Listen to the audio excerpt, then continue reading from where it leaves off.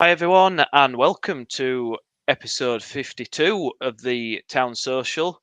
We're obviously buzzing to be here, guys. We've had two games that we need to talk about since we were last with you. We're going to touch on the Bristol City game and that controversial penalty at the end, and then swiftly move on to the fiasco that was yesterday's performance. My name's Nick Barlow, joining us Tristan and Gaz. Guys, welcome. Thanks for joining us. Thank you, guys, for tuning in. As always, if you can get your comments to us, if you've got any questions, post them and we'll discuss it. So let's begin by touching on the Bristol City game. So we had just come off the back of a horrendous result away at Preston, capitulation really in the last 10 minutes. So and Bristol City has always traditionally been a difficult place for us to go to. I find it's not been a happy hunting ground for us, and I feared the worst. To be honest, I think I predicted a loss on the last pod, or if I didn't, I was certainly thinking it. We didn't start particularly well. Bristol had most control of the ball, and to me, it looked for all the world as the game went on that it was going to be either 1-0 Bristol or a 0-0. But then suddenly we get the goal. Karoma puts it in, and I think, right, do you know what? We've got a chance here if we just don't do anything stupid like conceding straight away. And we didn't do, and we the game kept going on. And you think, right, they're defending really well, and then we get into added time, 5 minutes. If it right, lads, come on, and then it gets to 95 minutes, and yeah, all right, we've had some injuries. We had a little bit of time wasting, bit of gamesmanship is always the case. And so you're thinking, right, maybe add on another couple of minutes. And then it got to 98, 99. It's just carried on and on. You think, right, this is surely she's going to blow now. And then all of a sudden, ball gets whipped in. Turton, I think, makes a brilliant sliding challenge to clear the ball out. And all of a sudden, she's pointing to the spot. And everyone's like, what? What is going on here? And you just couldn't make it up, could you? You could not make it up. I've watched it back umpteen times, and yeah, I mean the game's been and gone now. I realise that there's another game to talk about, so I'm not going to dwell on it too much. But to me, it's a disgusting decision. It's absolutely disgusting decision in a game like that, with the circumstances with what was riding on it, to give a handball for that when the ball struck the arm at point blank range. Turton, he can't move it. He's not raised it. He's not moved his arm in the direction of the ball. He just smashed it straight into. To me, it's a brilliant clearance for the corner. No hesitation whatsoever. Just point straight to the spot. Doesn't give herself any kind of time, a few seconds to think about it. No, just points. Couldn't wait to point straight to the spot. And of course, who else should put it away but old Naki Wells, eh? So you just couldn't write the script, could you? And I've got to be honest, I was fuming after that for a couple of days. I really was, because to me, decisions like that just ruin the game. We weren't great on the day, but we'd done enough. And that's not going to be the reason we go down. I mean, God, we're going to list about 50 reasons in the post-season review, I'm sure. But I tell you what, we win that game, we go into this Swansea game with a completely different mindset. To me, not just in terms of points, but psychologically, that was an absolute hammer blow, and that could be a real decisive factor in what's going to happen to us. Yeah, you're right. Bristol were in the proverbial flip flops. I think Bristol City were. They just looked like they were happy to have a knockabout for 90 minutes. They never really got going. We didn't really, as we have done over the last 10, 12, 15 games, we didn't bring a lot of quality, did we? We didn't cause them too many problems, but we got a little bit of luck. The ball broke to Karoma, and Karoma does what he normally does. He obviously somehow forgot to do it on Saturday, but he did what he normally does, and he just tucked it away off his right foot. And and I honestly thought that was that. And I never felt we looked like we were going to concede. I never, normally when you watch Town and you 1-0 up, and in the last 5 or 10 minutes, you start to get really nervous, don't you? You can see us dropping deeper and deeper, and teams putting us under pressure and winning throw-ins and free kicks and corners and all. Well, they didn't even do that to us. It was a something and nothing really. And well, I'm not a fan of Rebecca Welch anyway. I've seen her twice live now, and I think in both games she's had poor games. Every Town tackle in the first half seemed to be a yellow card, but not quite the same for Bristol City. So yeah, Harmony Unique, she couldn't wait to give it, could she? I mean, her lips, and she reacted off the crowd and the players. I'm not sure she could see that clearly because I watched the replay 100 times from 4 different angles, and I still can't tell if it hits his ass first or not. And the bloke's 4 yards away with his arms by his side. I mean, where's he supposed to put him? So yeah, and Nichols, does Nichols ever save a penalty? By the way, it never looks like he's going to save one, does it?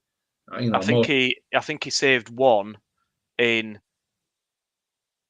I think it was like the first round of the League Cup against Wednesday away. I think that was one of his first games for Town. That's how long ago that was. Yeah. Saved a penalty years ago. Like I never think he's going to save it. He never even seems to go the right way. He must go really early enough to give the strikers a chance to just roll it in the other side, because that seems to happen to him a lot. But yeah, I'm with you. I think for a bunch that are as fragile as those players are, that was a massive blow. And I think worryingly, it seemed to be a massive blow for Andre as well. He seemed to be affected by it as much as the players, and that maybe then is what led to the fragility after we conceded the first goal on Saturday. Well, not just that, it's been a season full of it. But I'm with you, Nick. We would have gone into that game at least with a bit of something to hang on to. We'd still be outside the bottom 3 as it stands. It'd still be in our hands whether we got relegated or got. Now it's not. So yeah, it was. Fair play to the fans that went, by the way, because I thought they were magnificent on the day I watched it, and they made all the noise. So, yeah, shame they didn't get their just rewards as well. Yeah, I think you've both called it really well, fellas. To be honest with you, it was after the game and for this week's game, it was a real opportunity to see kind of what they were made of. You just wondered whether it might galvanise them a little bit. Kind of us against the world almost attitude that probably once upon a time Fergie conjured up with United a lot, and it really didn't. It didn't play out that way at all. And I think that probably sums, in a nutshell, where we are this season, doesn't it? We're just a bunch of lads that. Probably individuals, if I'm honest with you.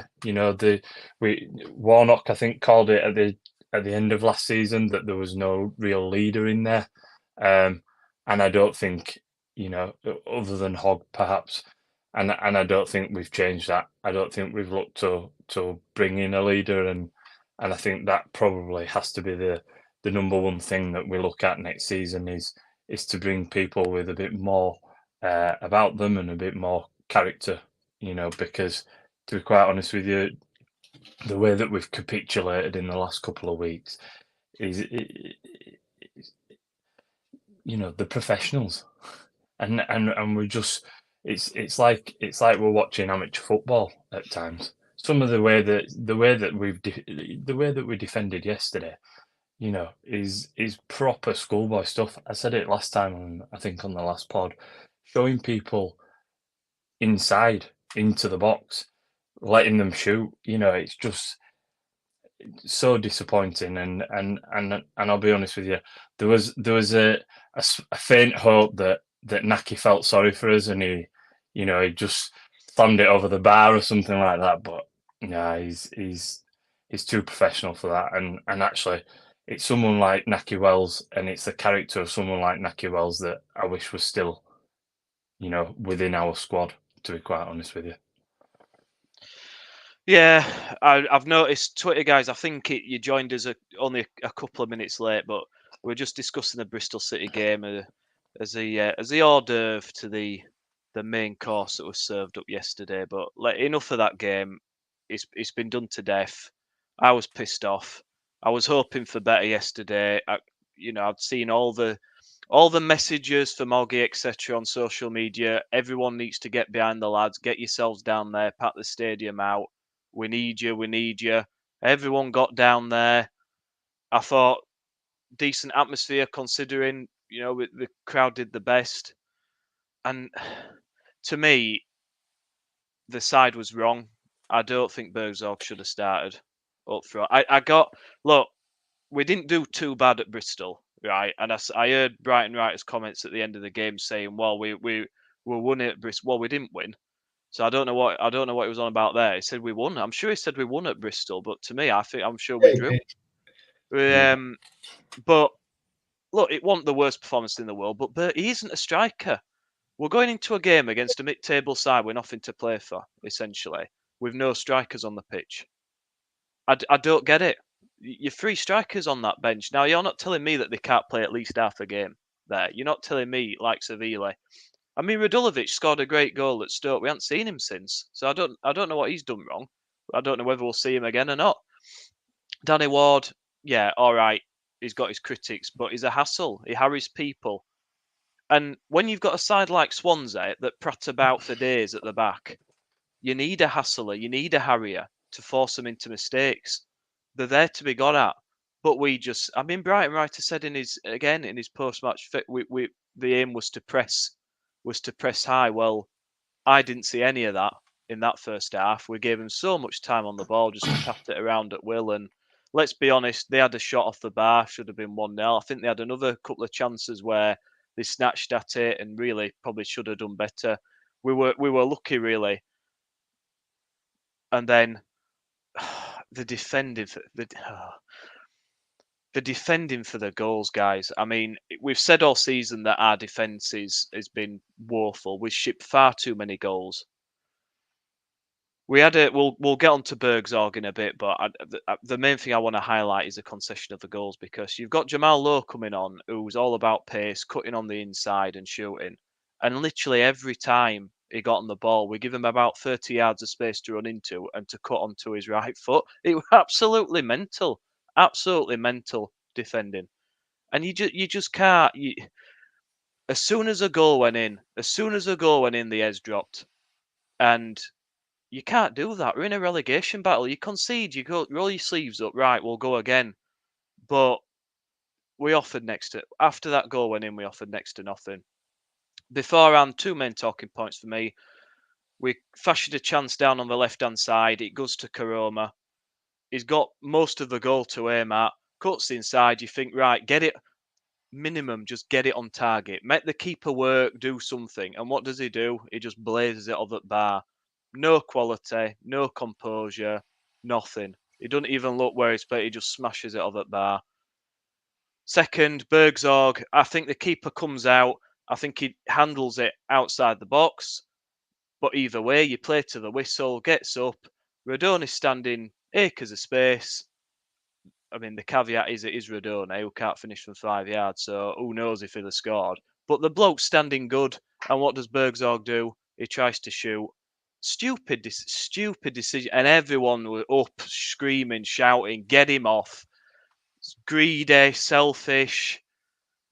And to me, was that the turning point? You know, if he squares that to Radoni and he does go in, does that give us something to battle for at 1-0? Do we put people behind the ball and see it out? Who knows? But it all turned from there. We concede that goal, and then it's just. I mean, you can take it from there, Gaz, but it were painful on it. It was sad. It was sad to see it unfold. It were, and I think, I've tried to avoid blaming Andre Brighton because he's inherited a bunch of, as what did Ian call them, spineless. You know, they are spineless at times. They have no confidence at the minute, but they're so flaky, every single one of them. And I think that just showed itself. You know, I think when the first goal went in, you know, there were 2 of them down. Sorba Thomas and Josh Karoma were down on the haunches. You know, I thought, Brian, right, I'm with you. So I'll go back one because I think you're right. The selection was wrong. You've got to start with strikers. You've got to put a striker on. He played a 4-4-1-1 rather than a 4-2-3-1 to try and stop the wide men of Swansea causing us problems. But what they kept doing was, it was quite simple. They stood on the touchline, and they kept manipulating the ball wide. As we went wide, we had 2 men going wide, and the fullback was just running into acres of space. So suddenly you've got Matos and Kasumu trying to deal with 4 people. It was really simple stuff from them, but we just never got to grips with it. I mean, the press was abysmal. How many times have I moaned about our press? It was easy. We chased around like madmen. They had 4 blokes who just stood still, passed the ball to each other, and eventually one of them was free. It was absolutely pathetic. And the goal, the first goal, I'm still mad about that because I'm not a professional footballer who's had coaching to prepare myself for a game against an opponent. I know he comes inside on his right foot. I know that. And we had right backs on the bench, and we persist with playing Pearson as a right back. I'm sick of seeing Matty Pearson play right. He's not a right back. You've got Brodie Spencer, who's a really good right back, playing left back. You've got Redoni trying to play off a striker who doesn't hold the ball up in terms of Bergzorg. He was just wrong in every element, really. And my only hope was we somehow managed to get to 0-0 at half time. And I thought, well, surely, I'm sat up here, surely he can see what I've seen Brighton Raya. But no, same came back out, didn't they? It was just unbelievable. And then, that chance to, we're getting accused of trying to blame referees for everything, but I still don't understand how the ref hasn't just stopped it. Keeper flattens him and handballs it outside. It's a red card. Why hasn't he just stopped the game, the ref? But then, Bergzorg, from where we were in the stand, I sit in the upper tier, it actually looked like the defender had got back and closed Bergzorg off. But when you watch the telly replay from the other side, you realise how dreadful it is.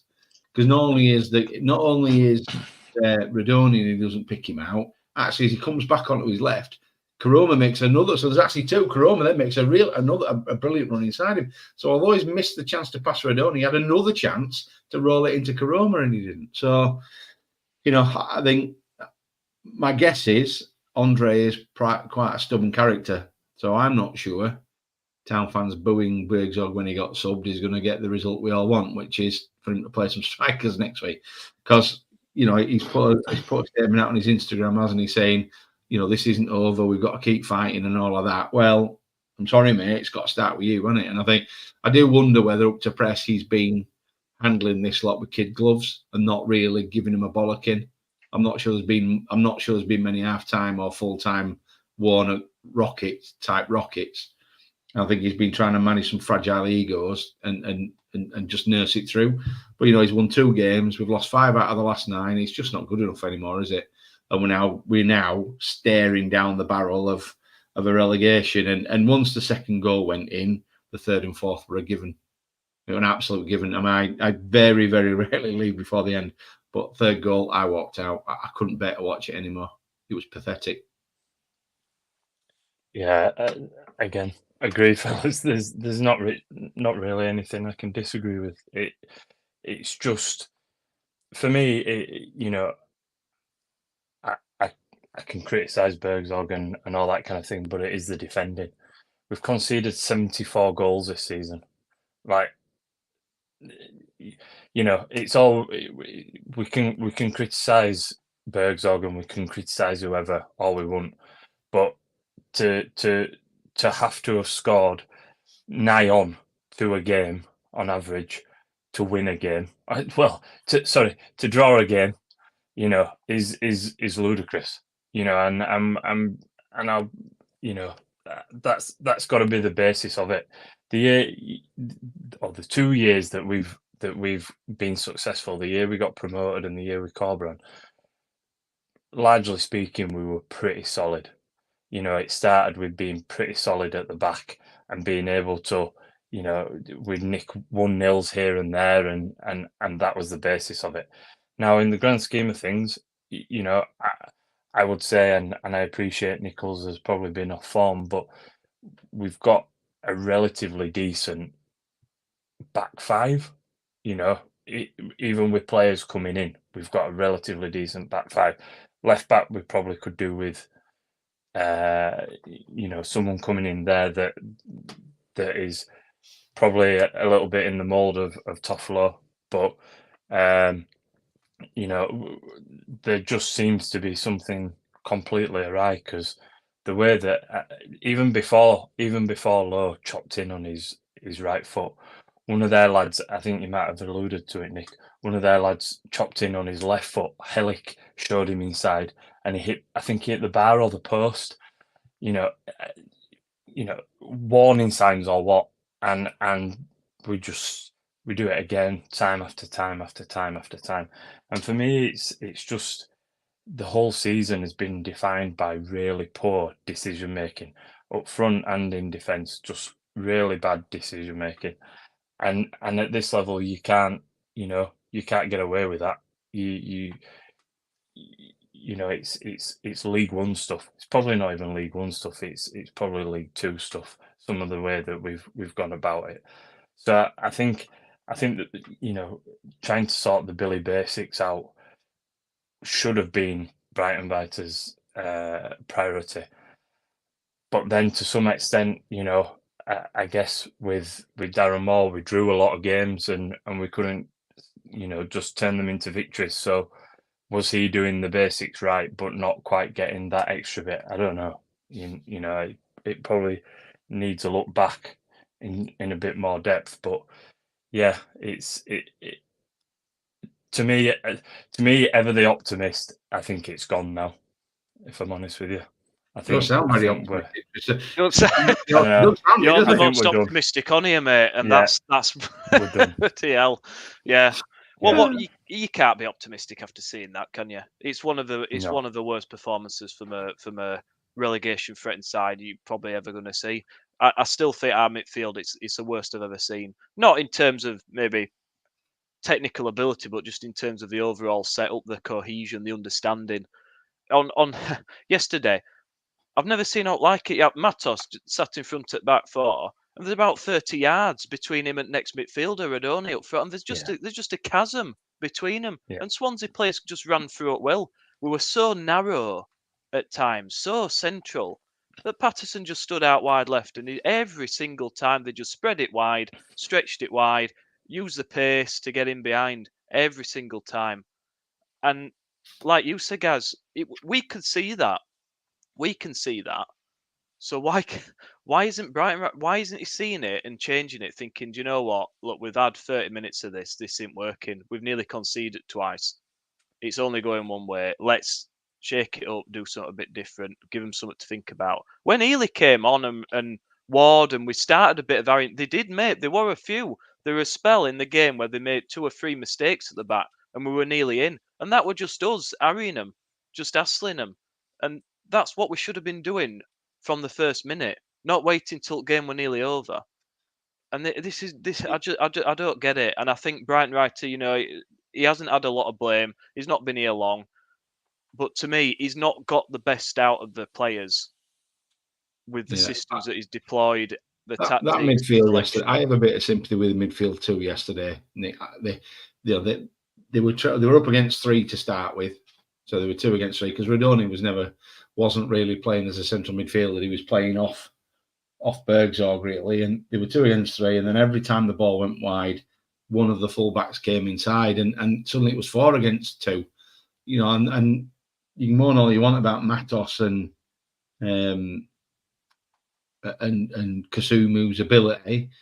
But I watched it 3 or 4 times. They went to close somebody down. The ball's passed square. They turn round and there's a Swansea player in 15 yards of space, and they're the only person that then has to get off and get across. But as we came out, you're right about the gap. So we were playing a flat 4 and a 2, and if ever a game cried out for wing backs, it was. I thought at some point Shuley's going to go 3 because the Swansea wingers never, with Pearson on one side and Brodie Spencer on the wrong foot the other side, they're not going to push Swansea wingers back. You need to be trying to get your wingers or your wide men further forward to make them think, shit, I better get back and help out here. But they didn't have to. Not once did they make a recovery run, either winger. So it was, I do feel a bit for the midfield too yesterday. I think they were absolutely sold a pup. Thing is, Gaz, as well, like Spencer at left back is a right back. Pearson at right back is a centre back. Bergzorg up front is not a striker. No, we're just playing players in wrong positions, and is that down to how poor the squad is? Partly, but also there's other options there, isn't there? That he could deploy. There's other formations, other systems. There's other ways to play them. And to me, that team yesterday was not the right team for that game. And to me, well, we played into their hands, didn't we? We played into Swansea's hands, and we gave them the freedom of the pitch to just do what they wanted. And we needed to be a lot more compact. When if you look at teams like Sunderland. When we played against Sunderland, we were so compact that the only way that Jack Clark could go was down the wing, and Pearson had a great game up against him, but half the time it was because he couldn't chop back inside. The defence was 10 yards higher up. It seems more recently that we're kind of 50 yards apart from front to back. It's just real schoolboy stuff, and I think you're right, Nick. I think that's on Brighton Biter. He's got to set it up. He's got to have a game plan. He's got to manage that, and we're just not doing it. The players look like they go out there and as individuals they give it a go, but then once one thing goes wrong, they just seem to give up. And I don't think any of them seem to care that much. Yeah, and Otis, I mean, I'll just get the comment there. Otis said the same thing, didn't he? And he's right. I think they have given up, and I don't, it's all right rallying calls and people making clips and videos encouraging us to get down and back them. The reality is that this is a squad made up of people who don't give a shit really. They'll most of them will get another contract next season somewhere, won't they? Those who are already in contract are going to get paid. I'm sure we've got some kind of salary adjustment, but they'll still be earning a decent whack, won't they? Anybody that's any worth and any value, Ellick and Thomas will be gone, won't they? So I don't think that. It's probably unfair to say they don't care because they're professionals, they're professional people and professional sports people. So I'm not sure you can ever say they don't care, but I think there's different levels of commitment. It's probably a better way of putting it, I think. I don't think it's a case of the players don't care. I think A, they're not good enough, and B, they're so mentally fragile. They looked nervous yesterday. They looked nervous from minute one. And sometimes you've got to just roll your sleeves up and get on with job. Like Sheffield Wednesday at Blackburn, you've got to just get on with it. Doesn't matter about the enormity of the game. You've got to just do what you do best, is play football. And we just seem so scared all the time. I think some of these players are better than they're showing. I don't. Yeah. I don't say I do. I think there's some, in and amongst that squad, there's some real quality. But I'm just thinking about what Trish said about playing as individuals. There was when they scored I think it was their second goal, or maybe their third goal, whichever it was. They're all a blur now. I think Sorba Thomas had put 2 or 3 half reasonable crosses into the box in a couple of minute spell. Pearson got the ball, gave it to Thomas, and ran into the box. Thomas had 3 men round him. Not one town player went to help him. They just went, "Go on, Sorbs, you take him on. You take him on, mate." Yeah. As though he was the only one that looked like he was going to create anything all afternoon. And for a player who this time last season, was he at Blackburn this time last year? It would have been, wouldn't it? Yeah. We were talking about, is he ever going to come back? I think him and Tom Lees are probably the only two that could actually look themselves in the mirror this morning and go, at least I had a go. Were I good enough? Probably not. But at least did I have a go? I think the other 9 fucking might as well not have turned up. I did include Ellick in that, by the way. It was a footballer I really rate. Yeah. Yeah. Well, it's the play. Was it the Players Awards? Is it the Players Awards? Is that? Oh, that's fucking cancelled. When's that? How good? Well, is that tonight? Or I won't bother with them fuckers. Would you? Part that in. Who's? Oh God. It'd be just like the club to put that out, wouldn't it? Congratulations. Hell. I've seen. Congratulations, Delano Bergzog. Yeah. Fans Player of the Year. I have seen the UDS 1908. He's posted, have you heard the rumour about Brighton Wright leaving for Germany every couple of days? Yes, I have. I have seen that he goes every so often, every couple of days back, and the players are given time off during that time. That's the rumour I've seen. I mean, it's like anything you see on social media. Who knows? Who knows if it's true? But whatever he's doing, don't do it because it ain't really working. Whatever schedule he's got. It's only what Warnock did. Oh, aye. Well, it's. But the difference is he was getting results, so thought don't matter, thought don't worry about it. No. It's if it is true, it's people only worry about it because we're not getting the results. He's probably attending in job interviews. If he's got any sense. Yeah. Well, do we think he's going to stick around, lads? Let's talk about it, because to me, from his interview, Oggy asked him a question asked the question after the game, and it were very dismissive to me. His body language, the way he's answering questions, he looks like someone who don't want to be there to me. Now, I could be wrong. He hasn't been here long, and look, I'm not going to slate the guy. He's got a better CV than most of the managers we've had, but it's for whatever reason it doesn't seem to have worked out, and he looks like a guy that wants to be off in summer, doesn't he? Look at the period that we had, whenever it was, February or January, with Worthington. I think the hierarchy at the top of the club need to go away and think about that, because right now, quite honestly, there's so many like loyal fans and people that are big, that town is everything to them, and they're just completely disillusioned by it all at the minute. There's no players to hold on to. There's no the manager you're not latching on to. The chairman, at this minute in time, people are hit and miss with him, and so I think they've got to wise up to that.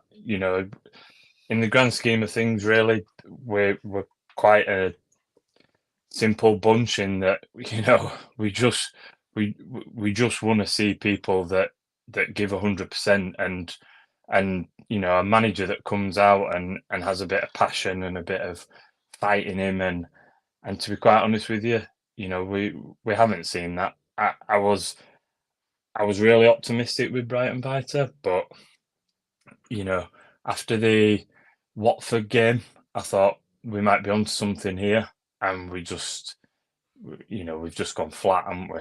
So I think to be honest with you, we probably are done right now, and I think they have to be quick in their actions, and they have to decide what they want probably before the end of the season, and make moves quite quickly in the summer, and quickly with a manager, and quickly if Brighton Vita goes, and quickly with deciding what's happening with players, and I think it's a real opportunity to kind of really change the culture that seems to be a little bit rotten at the minute within the club.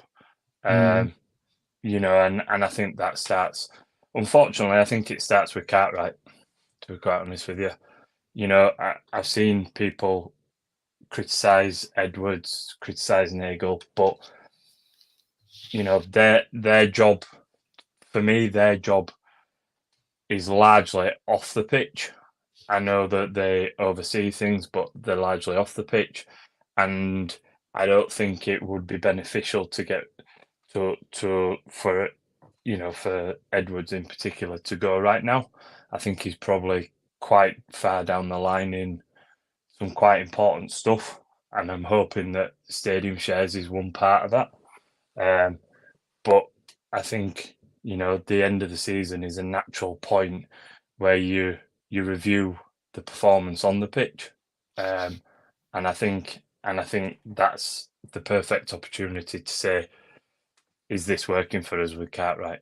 And it just feels like an individual. The fact that he stands by the dugout at the end of the game and he's high-fiving everyone, it just feels it's a little bit like him. It's a bit about him. You'd never see Ross Wilson, as an example, anywhere near like taking any of the adulation or anything like that. And I think for me that's probably part of it. There seems to be a bit of a culture about less about the team and everyone kind of grafting hard, and more about individuals and what they look, how they look, and all that kind of thing. So I think probably first things first, we have to look at Cartwright and say, is he the man for the job? And I don't think he is. Well, I think when we appointed him, I've got a lad that I work with who's a massive Stokey, and of course he was involved. I think when Mark Hughes was there, and he said to me, mate, plus some of the decisions and signings made around that period for Stoke, were horrendous. The money that was paid for the lack of quality that came in. So I was given a warning shot by my mate who's a Stokian, and it's really difficult. We used to sit on here and slag Lee Bromby off, so perhaps we should just get rid of the role altogether, and then we'd have no to moan about. But I do wonder about Andre Brighton-Wright. I wonder, what did they tell him? When they sold him the job, because I can imagine we had to work quite hard to convince a guy with his track record, and a lot of people think it's pish and Swiss League and all of that. But the guy spent half his career in the Bundesliga and got a no-mark team promoted, which is exactly what we were looking for in my eyes. What did they tell him? What did they tell him about the quality of the setup, the quality of the players he was inheriting, our strategy around recruitment? I can imagine it was almost, do you know what I mean? It was almost the other way around. He was interviewing us, and I can just imagine the shit that came out of that bloke, out of that bloke's mouth. And I think that's probably why Brian Wright is looking at it and thinking, well, if I go now, when I go for my next interview, it will just be, I sold the dream of an English project. When I got there, it was absolute bollocks.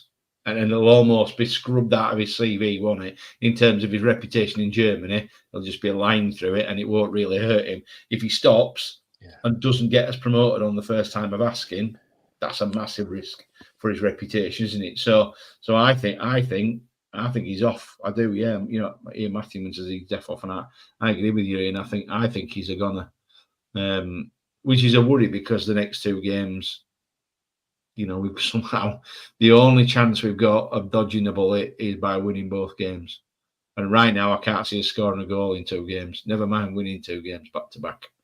So, yeah, in fairness to Kevin, he did say that after the Darren Moore thing and the appointment, that next time, people would be held accountable if it didn't work this time. And it hasn't worked, has it? Not nice to see Darren manage to get Port Vale relegated. I mean, and that we'll talk about it some other day or some other time, I guess. But that for me, giving him that, we debated long and hard, didn't we? Should we give him January or not, because of the games that we had that month, and we chose to, and I think that's what's relegated us.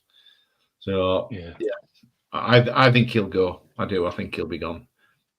To me, if we kept Warnock, understandable. I know you could easily argue we shouldn't, but based on what he did, we kept him on so we could stabilise. But if you keep him on, you keep him on till Christmas.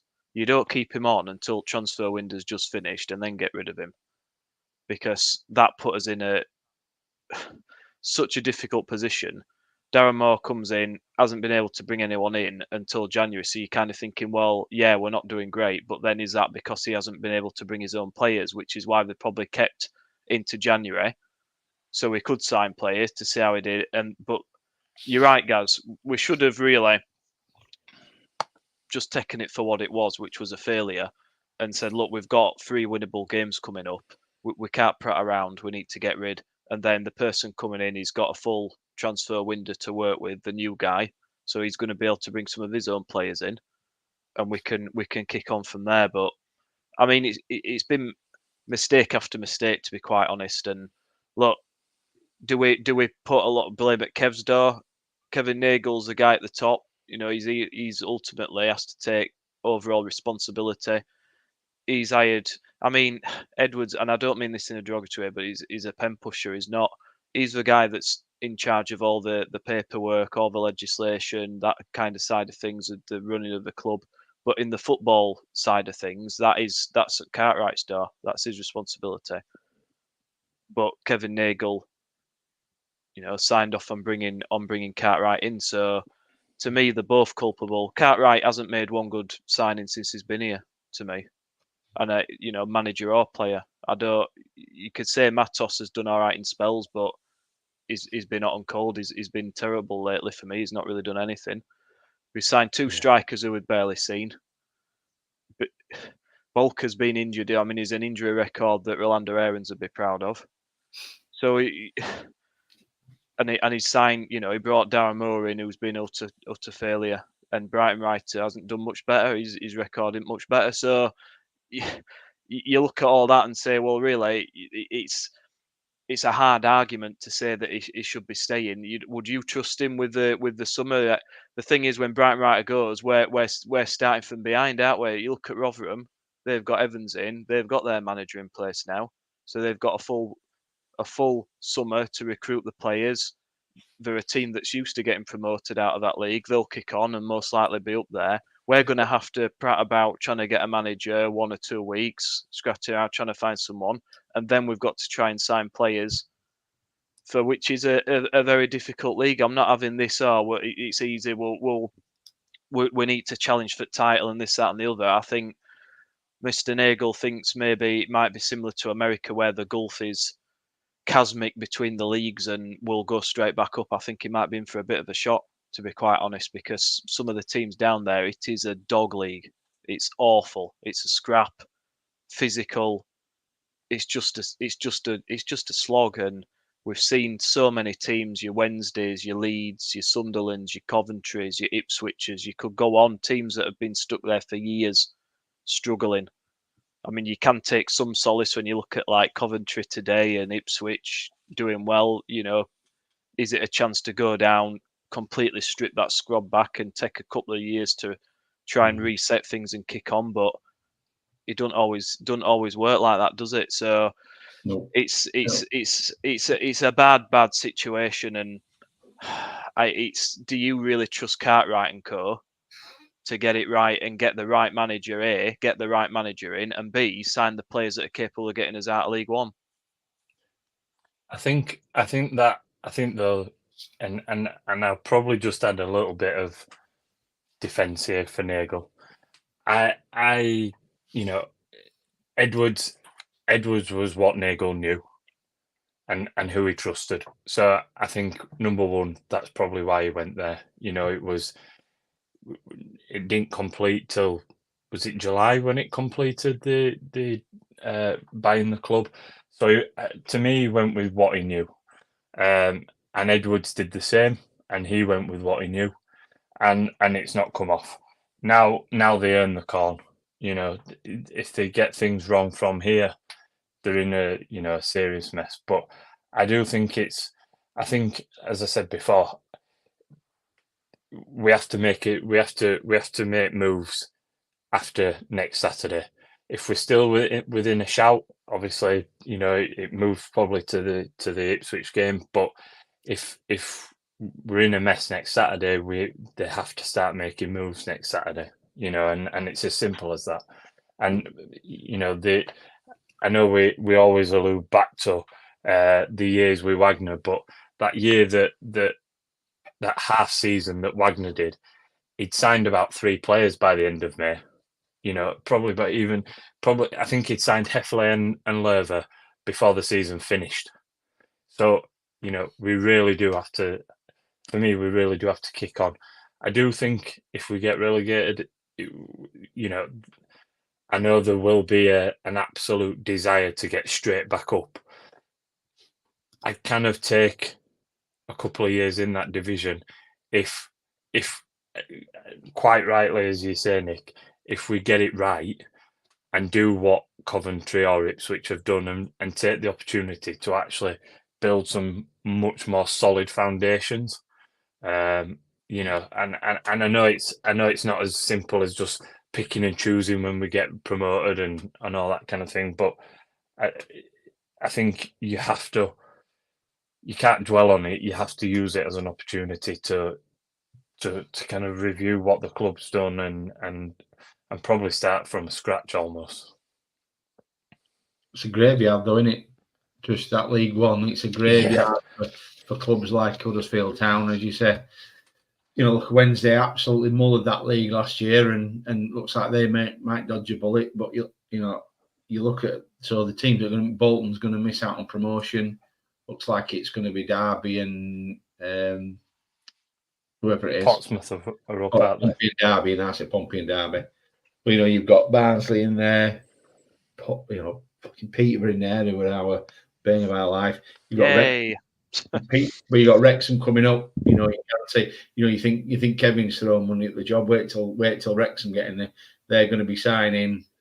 You know, they've already got Championship wages in League Two, so they are going to be paying big money. So then you've got, you know, as you say, Rotherham's coming down. Rotherham, is it 6 seasons in a row? Rotherham have been promoted or relegated like from that. the Championship. Yeah. You know, so Yeah. Rotherham are going to be there. You know, people who think we're going to get relegated and walk that league, or even almost be nailed on for the playoffs, let alone.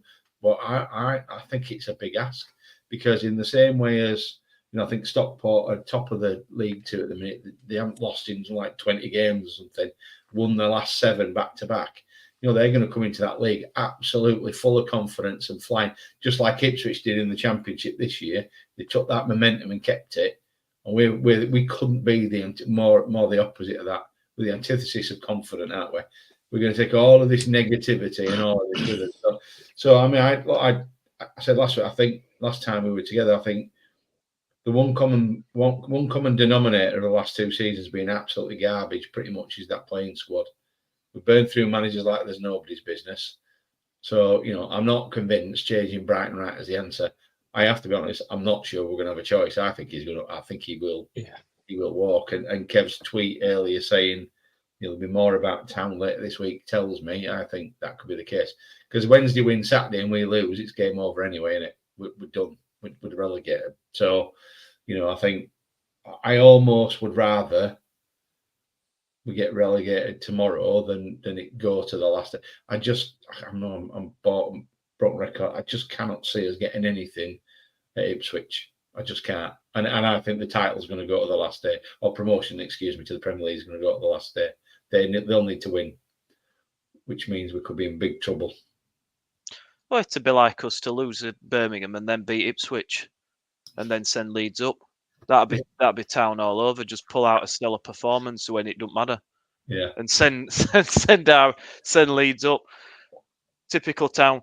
But yeah, you look at some of our players, I mean, and you look at League One and think, well, if you're going to Cambridge away on a Tuesday night, are your Radulovic's and your Bolkers, etc., going to be up for that? Oof, I mean, I know, and the other thing as well, League One's not, you know, the quality in League One isn't as bad as everybody thinks it is.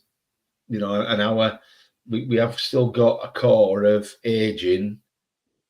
It's anti-football. It's not how I mean it, but you know, you can't build a promotion team in League One around Matty Pearson and Jonathan Ogg. You can't. No. And that's my worry is what else, you know, what have we got? Maybe there's some more kids in the academy. You know, I think Spencer obviously went out alone, came back, looked good. Headley's been there or thereabouts at time. I think he needs time, doesn't he, to develop. They've got high hopes for this hyena that's been away again on loan, haven't they? So, you know, maybe there's a chance for 1 or 2 kids to come through and get some time. But we've got to stop signing Crocs. That's for sure. If we're going to sign 3 or 4 more in the summer, it needs to be 3 or 4 of a quality. I kept a bit of an eye on Grimes yesterday, number 8 for Swansea, and you know they paid 500 grand for him. He won't, you know, Swansea don't pay Premier League wages anymore.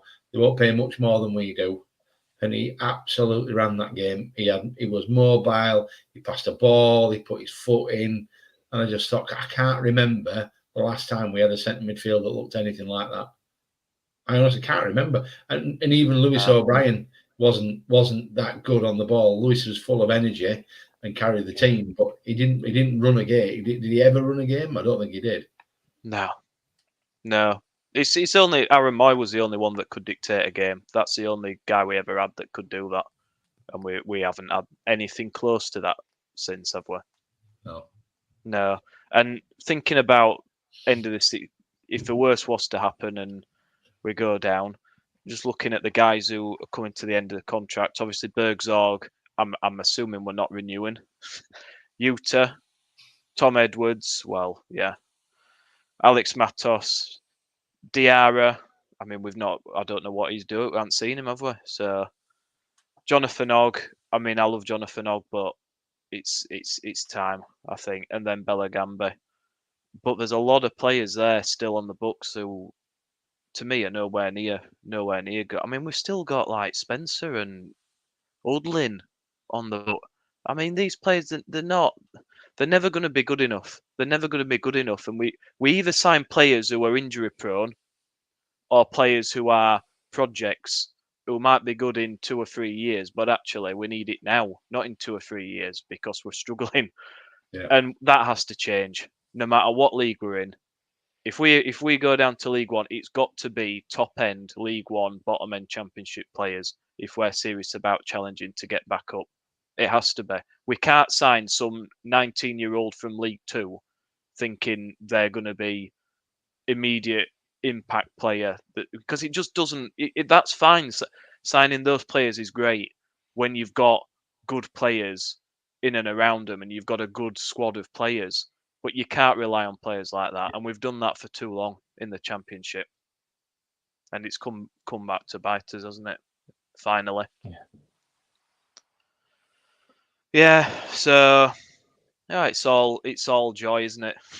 It's all joy, fun and games.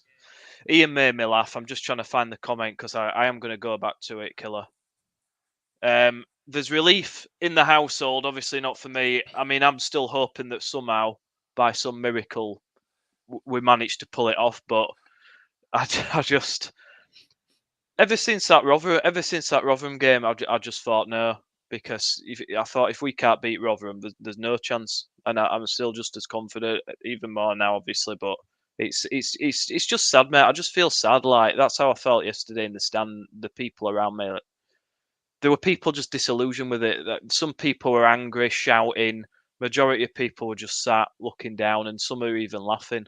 It was that bad, and I don't know. I mean, it's either resignation or just complete apathy to it, and it's sad if you think where we were even 2 years ago under Carlos Corber and pushing towards the top, and yeah, we're a bit of an anomaly. I don't think the squad were great then. It wasn't particularly a good squad, but you look at that to now, and that night against Luton at home in playoffs, and everyone on pitch celebrating, and then you look at where we are now, and just absolutely awful. And I just hope to God that somehow we managed to get it right in summer, because I hope there's a plan B. I hope it wasn't plan A, stay in the league, and then we'll cross that bridge when we come to it. If no, I hope they had a plan in place for if we get relegated, right, we've got these players lined up, we're going to go for it and get them in early. Because if not, then I tell you now, we could struggle again next season otherwise. Because we'll be on the back foot. And a lot of these players, to me, don't look like they want to be here. And when you've got a team of players that don't want to be here, we've seen it before, haven't we? The teams just plummet down and down and down. So anyway, on that happy note, what do we? Should we get some? The only other thing I'll mention is Mr. Nagel tweeted out after the game, didn't he? Kind enough to mention that we got a drubbing. Unfortunately, Huddersfield Town drubbed by Swansea 4-0. More about Town later this week. So what does he mean? I mean, I'm assuming he means the old season ticket prices, maybe. I mean, what a brilliant time to release them, after with what's going on. But I can only assume that that's what he's referring to. So, any thoughts on that, lads? No. He tweeted something earlier in the week, didn't he, about doing everything within the rules he could within the rules or something like that. And they'd announced a couple of things, but they've even more coming here very soon, just working out the kinks. So again, it just adds even more, question marks, doesn't it? I have no idea. Wonder if it's ground related. Desperately looking for something positive in a sea of doom, but it's not like you can even charge a £5 for everyone to go in, because at away ticket prices, I think there's some regulations around that, and so there's not a lot you can do, is there? And to be honest, who's going? You know what I mean? Who else is going other than usual nutters that go down every week to watch it? You can't. It's like I say, it's all very well getting all these social media out, come down supporters. Well, we all did, but where were players? It works both ways, doesn't it? And I saw someone tweet out saying maybe we should do one for players. Please turn up next. If anybody follows me on Twitter, I've retweeted it. There's a guy called Bob Holness has done one. I won't say what it says on here because it's a little blue, but yeah, you should watch it. Yeah. So anyway, guys. That makes me feel old because I've seen relegations to League One, so I must be the Oh, yeah. generation before the generation. How depressing Yeah. is that? Max, Thanks, are you 15? What you? I remember Birmingham's. It's typical town, isn't it? History repeating itself. Birmingham Curtis doing it over Woodhouse. again. Yeah, Yeah. Woodhouse. And When you he just know died again and that. started doing press ups in the box, I want to run on and kick his head straight off his shoulder. It'll be a Pritchard screamer from 20 yards. Or Bakuna. Yeah. Well, yeah. Mine was on Bakuna. He always has a worldie against us, Bakuna, doesn't he? But I was reading some of the comments from the Brum fans after the Rotherham game, and they were pretty despondent. Some really pretty despondent. Oh, some positivity. I like that, Stephen. Yeah. Some good away days in League One. Spirit, Stephen. Yes. Exeter, Charlton, Cambridge. I mean, the list is endless. Wrexham will be all right. I won't mind going there. Well, but we ought to get a ticket. It'll be sold out, won't it? Well, go to Mansfield. That ain't far. Mansfield's grand, actually. Yeah, it's all right, isn't it? It's all right. Little grand. Talking of feeling old, the last time I went there, we lost 4-0 in the FA Cup, and Chris Greenacre scored a hat-trick. Yeah. Oh, he always used to score against us. Didn't I? I've forgotten about him. And I think they were non-league as well. I parked in the supermarket across the road and got a parking ticket that day as well, Tristan, just to top it off. Yeah, and they were all fighting outside afterwards. Yeah. Happy days. Happy days. Happy days. Right. Looking forward to it now. The proper football grounds, I think, though, in Leeds, the proper grounds, aren't they? And often they've got nice little clubs attached or nice places to get a pint, and it just seems more proper football to me than this Premier League crap. We might. But Lincoln as well. I like Lincoln away. I've been to Lincoln in donkey's years. Lincoln's a great ground, isn't it? Yeah, it's only down road for me. So I'll be going there as well. That'll be good. If they bring VAR into the Championship, we might stay clear of VAR for another year. Hey, that's what I like. I like all this positivity, guys. I like it. Keep it coming. Keep it coming.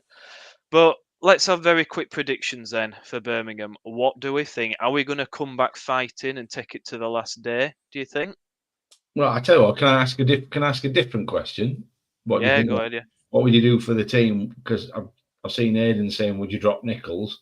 I'm not sure that's a change I'd want to make for them 2 games, but I can see why you might ask it. But what about the rest of the team? Scrap it.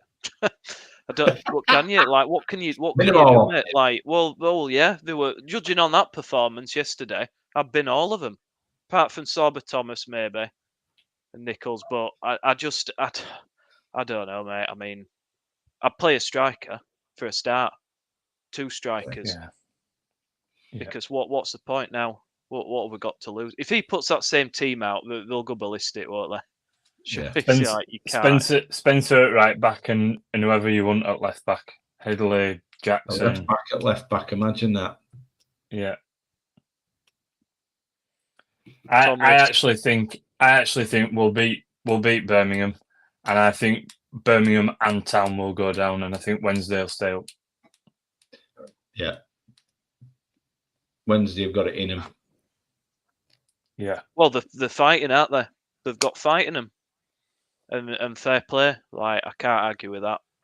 I just wish we had more. I just wish we had more fight in us. But it's in auto promote. Oh, have we ever been auto? I think the last time we were top 2 were in 1928, wasn't it? Something like that. Can't remember. We usually get promoted by not scoring any goals, don't we? Great pub quiz question. We're the only team to get promoted from the League 2 to the Premier League without ever scoring a goal in the Championship player finals.